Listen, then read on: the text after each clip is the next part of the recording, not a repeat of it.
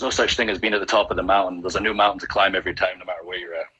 That's a really good attitude to have. Never complacent, always looking for more, and always working to get it. No, I once said I am the bloody mountain. You are the bloody mountain. Well, listen, again, we're 3 days away from the Horror Show Extreme Rules. And this past Monday night on the VIP Lounge with MVP, you decked Dolph Ziggler. I'm assuming it's safe to say at this point you're completely fed up with his antics. Yeah, I mean, it started off with, okay, Dolph and I have had history together. He did bring me back to WWE, and he's not been on the best run as of late, so I thought as a friend, I'll allow him to pick the stipulation. Of course, I should have known Dolph a lot better than that. He took advantage of the situation. He knows he can't compete physically, so he's going to try and compete mentally. He brought Heath into the equation. He tried to embarrass us on national television. So, you know, things have changed. I don't feel sorry for him anymore. I feel the exact opposite of sorry. I'm going into this match to hurt him, so he better get creative with the stipulation, because the Horror Show is an appropriate title. I'm going to mess him up. Well, I want to talk about that because we actually had Dolph on the bump recently, and we kind of talked about the stipulation. But you mentioned how he brought Heath back to Monday Night Raw, obviously trying to play a mind game with you, but at the end of even that impromptu match, you and Heath, still buddies, standing tall. Do you think Dolph's plan backfired on him big time? Certainly backfired on him, because now I'm ready to rip his head off, which I wasn't before that night. I was just hoping to beat him and, you know, overcome a stipulation and prove why I'm going to be one of the greatest champions of all time. But now, you know, he looked for a weakness. He went to Heath. I did speak to Heath, but I wasn't, you know, in constant contact. I didn't give him the title shot I promised. Dolph manipulated the situation, got in Heath's head, got him when he was head down, brought him on national television, created a difficult situation in front of the world. And thankfully, you know, our friendship was able to overcome that. Thankfully, Heath saw through Dolph's BS, and now because of him trying to play those games, he's going to get severely hurt.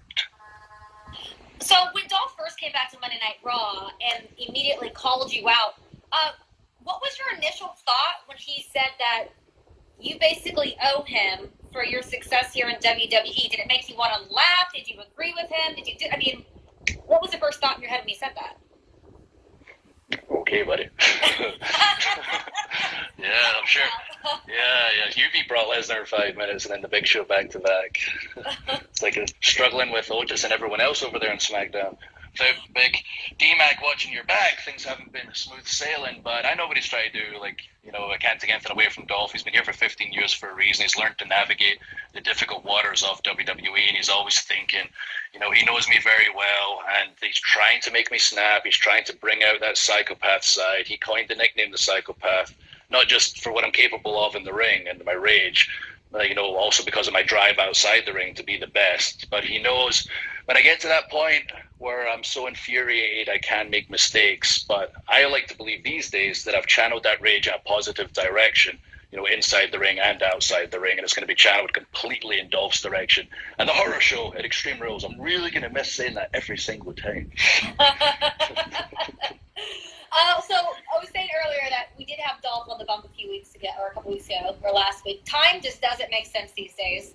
Recently we had Dolph on the bump, and we were brainstorming about what stipulation you could possibly choose, and one of our hosts, Evan Mack, said, what if you made it to where Drew couldn't use the Claymore? And if that were the case, do you think that would really affect you at all? I mean, do you think you would still handle it? No, not at all. I mean, I'm pretty sure my jabs will be enough to take him out. I think realistically, you know, this is going to be a stipulation that we've never seen before. Dolph is not a stupid person. You know, the Claymore is my lethal weapon. It's taking down everybody, but I have a million moves that I could use to get the job done. Dolph's going to be thinking outside the box. I told him on Raw Talk, I believe I was on, I'll leave a list in his locker room. I'll give him some suggestions. You know, tie my feet together, I'll beat you to death with my hands. Tie my feet and hands together, I'll headbutt you to death. But I know he's saving it to the last second. Maybe I got a little too confident. You know, maybe I am going to learn a lesson not to jump in 2 feet first, because I know it's going to be a difficult situation. I know I'm going to have to overcome, you know, a serious stipulation, but I know coming out of it, one, I'll have overcame something big, and it will set me up going forward who I want to be as a champion. And two, I don't always make the best decisions. I think I'll learn to think twice in future before jumping 2 feet in. I think that's the difference with me as champion. I am like everybody else out there. I do make mistakes sometimes. I am flawed. Maybe I wasn't as attentive to Heath as I should have been. Maybe I shouldn't have jumped in 2 feet first, given Dolph the stipulation.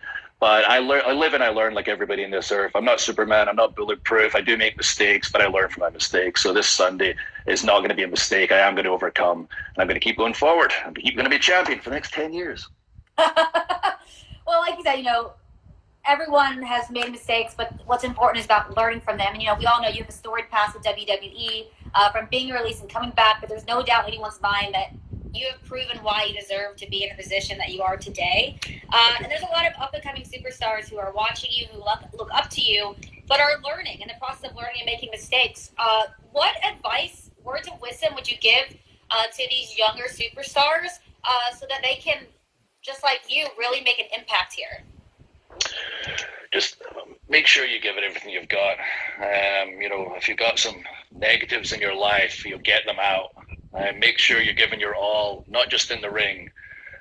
Working on, look for those weak areas of the game. Be honest with yourself. Be accountable to the person in the mirror. Block out the negativity. If you think you need to work on your talking game, that's something I've needed to improve over the years, especially somebody with an accent, becoming more relaxed when I'm on the microphone, etc. Work on it. Practice in the mirror at home. If you think your physique could use some work, get working on it. Just think of each area of your game you can improve, becoming the most complete superstar you can be. If you know you're giving it your all in every single area, leaving no stone unturned, you can't be denied. You'll rise to the top eventually. Just keep believing in yourself. And for the love of God, don't post on social media constantly about your lack of push or all this negative talk, because negativity just brings negativity. If you put the work in, trust me, it'll work out in the end. Absolutely. Another question I have for you, we're seeing a lot of overlap now with NXT, and when you came back to WWE, NXT was your home. You almost immediately got that, NXT championship was around your waist. Have you thought, I know you're focusing right now on being the WWE champion, doing everything you've got to do, but have you even thought about possibly at some point challenging for that title again? Yeah, absolutely. Why not? I remember the first interview I did coming back to NXT was with yourself. And the biggest thing I spoke about was, I was in developmental. This is not developmental. This is a third brand. I want people to stop referring to it as developmental. There's going to be trades in the future. And now seeing where NXT is at today, and on the USA, and just such an incredible place, nobody can call it developmental anymore. And I'm very proud it's got to exactly where I envisioned it from that first conversation that we had. And if I get the chance, there's a possibility the WWE champion could fight the NXT champion Keith Lee. We have a lot of unfinished business because wherever I go, I seem to have an issue with Keith Lee. He's such an incredible performer. When I was in Evolve, I was returning to WWE, and that very night to NXT. He took me out of Evolve. I returned to NXT for one night only before Survivor Series. It was Keith Lee who took me out again. So, we've got a big match coming. And if it was NXT title versus WWE title, my goodness, that would be incredible. Maybe another winner-takes-all match. By the way, what were your thoughts on that match between he and Adam Cole at the Great American Bash, him walking away with 2 titles? It was an unbelievable match. Cole had such an unbelievable reign. Obviously, we've had issues in the past. Perhaps that's a match we can explore down the line, but those guys killed it. They're both great representatives for the NXT brand and WWE overall, and hopefully we can cross paths in the future. Awesome. Look, I know right now you're focusing again 3 days away from the horror show at Extreme Rules. Yeah, enjoy saying it. Enjoy saying it. We won't get to say it much longer. The horror show, Extreme Rules. The horror show, Extreme. I'm a big horror fan, so I'm kind of pumped to see how much horror goes into this. Well, I've been doing all these interviews promoting the show, and we're talking about Dolph and I and our history and the stipulation. It's going to be an incredible match, and Bray and Braun, 2 monsters with such history in a swamp match, and then Asuka and Sasha are going to have this incredible match. But all I really need to say is Seth Rollins and Rey Mysterio are fighting each other, and someone's going to lose an eye. I don't need to promote anything else. Just check it out. Someone's going to lose an eye. It's going to be the horror show for real. Thank goodness that wasn't the stipulation. As far as you know, that Dolph shows for you. So hopefully you'll be seeing out of both eyes for the time being. Whatever he wants. I want him to get creative. I've seen some rumors online. It's definitely not going to be whatever you've read online. There's no way Dolph's that silly to give me weapons. I am a weapon. It's going to be very creative and very out of the box. And no matter what, it's going to be a heck of a match, and he's going down. I'm excited. Speaking of, by the way, I wanted to ask this earlier about your Claymore, which of course, like you said, it's taken down pretty much everyone. The story of the Claymore, is it true that when you just was that a happy accident back in the day? I wasn't happy, but it was an accident. Nope, you froze. Someone started calling me. Okay. Yeah, so. It was a really flattering pause, don't worry. Stumbled upon it, right? It wasn't a happy accident. It was an accident. I was in 3MB. We're having a match, and I ran to deliver just a regular big boot, like everybody should know out there if you're watching a wrestling fan, but you run, you kick the guy in the face. It just so happens the 3MB pants were really, really tight, and as I was running to raise my boot for the big boot, I realized my crotch was going to split, and it was going to be a bit embarrassing. So halfway through the move, I opted to kick my other leg up. So I still connected with the kick. Both feet were in the air. I landed on my own head. I knocked myself out. So I got up. I tagged out. I fell on the floor. It was a bit spacey. Got to the back, and somebody informed me, Drew, if you watch that move back, if you can figure out how to do it without wiping yourself out, without hurting yourself, I think you might have something. And sure enough, I watched it back. I figured out a way how to deliver the kick without killing myself, and it became the Claymore. Oh, it's lethal. So that and I could have split my crotch. So it was either two options: either my crotch splits, I'm embarrassed on worldwide TV, or the Claymore was born. So I'm glad the Claymore was born. Oh, that's awesome. Well, again, good luck. Before I let you go, when I end these interviews on the Broadcast of the Beat, I like to do a little quick fire game just to learn more about you outside the ring. So I have about 10 questions here, and just answer them as quickly as you can. Cool? Okay. I'm terrible at these, though. I'm very long-winded. You can say pass. It's totally fine. Okay, the first one is easy, I think.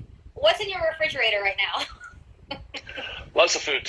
Lots of food. Lots of food. If I know you probably don't have cheat meals often, but is there a certain cheat meal that you typically go to? I have a cheat meal every day, pretty much. Oh, you do? Yeah, I mean, I have a very high metabolism. You know, I'm not trying to be Mr. Olympia. I'm like big, I'm hairy, I'm burly, I'm Scottish. So I have to keep those calories extremely high. So I do have one a day I'll have with the wife. What's your favorite? Burgers and pizza are on the same kind of level. Yes, same. What is, like, you think the stupidest dare that you've ever accepted? Oh, man. I'm sure there's a million. But I'm on the spot like this, I can't think of anything. But I've been in WWE, like, basically since